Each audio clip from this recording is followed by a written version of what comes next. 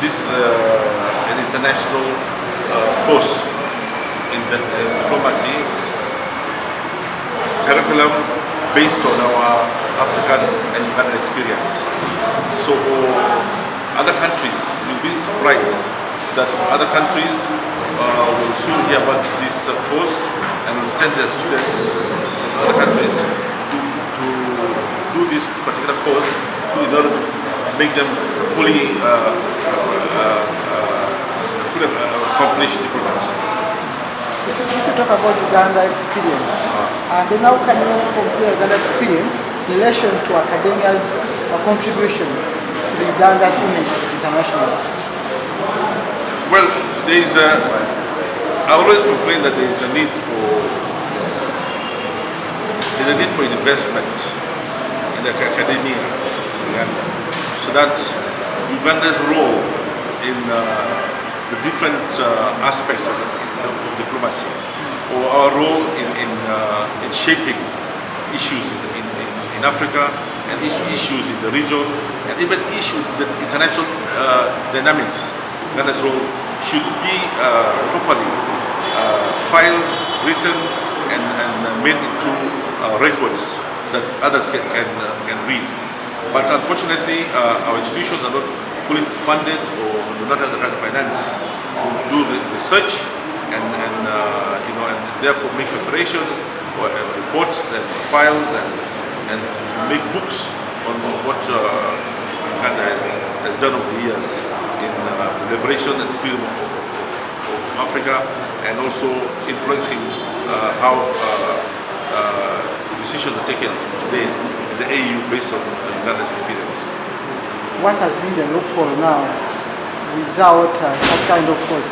For example, Uganda has intervened in several countries, especially in the continent, especially concerning. We've done very well. Uganda has done very well, and Uganda still and remains the leading country in this region, which is highly respected.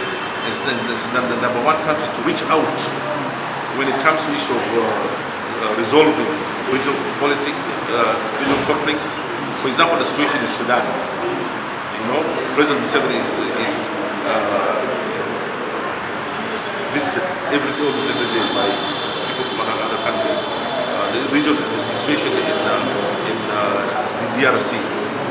Without President Museveni's influence and participation, people know that kind of conflict will not be resolved. Our involvement in Somalia and so on and so forth and so forth. So we are there doing these activities.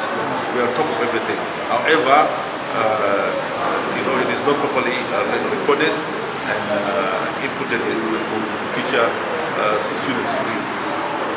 Do you think this kind of program will help to maybe incorporate the Uganda's influence in the country? It will. You see, we have to stop being selfish. I will not be a minister of foreign affairs forever. Okay? My experience, my knowledge should not just disappear. Okay? President Museveni's experience as the fountain of foreign policy in this country will not be there forever. Experiences like Minister of Foreign Affairs, Minister Kutesa, Foreign Minister of Uganda, 24 years as the Minister of Foreign Affairs, one of the longest Ministers of Foreign Affairs. All of these are very important moving libraries, which will help shape the final output of this course once one can invest in picking their knowledge and their experience. So they're intending to partner with the ministry. What would be your contribution to make sure this course goes on the way? Our nose is very clear. We are giving them open doors to what we do on a day-to-day basis. We're giving them an opportunity to have a hands-on experience of what we do. We're giving them an open door to interact and agree to us and engage us. And why is this? Why is that? It is a 50-50 partnership, very open. Honorable Minister, a quick one. We would like to understand that this time as this course is being launched, you also have diplomacy moving out of Africa to Qatar. So the world is going to Qatar to resolve Sudan, to resolve Congo. Does that worry you as would-be forebearer in conflict resolution in the region? It worries me. You see, when we talk of African solutions to African problems, this is exactly what you're talking about. But why are we in a rush to go to Qatar? Due respect to Qatar, Qatar has done very well, even in the situation in Afghanistan. They've done. But I think that we understand some of these issues better. But therefore the players, if they're invited to be arbitrated or to be assisted in resolving their conflict, should really agree to our leaders to have that take that responsibility. But you find that some of these situations, when there's a conflict, the people want to rush to Paris. The situation is Boko Haram, and this is the time when everybody goes to Paris, and you wonder why they go to Paris. Well, what does the French know about it? The situation in the hotspot in the Great Lakes region here, you try and bring them through the other mechanisms that we have. We have mechanisms. Again, we've got East African Community Leadership, we have got International Conference of Great Lakes region. These mechanisms, and if they get mechanisms in place, but the moment you incite it to these players, and they hear the alternative, luxury of them to fly abroad, they rush abroad, and it's very sad, very unfortunate. And when I am in those meetings, my first complaint is, I wish I was not here.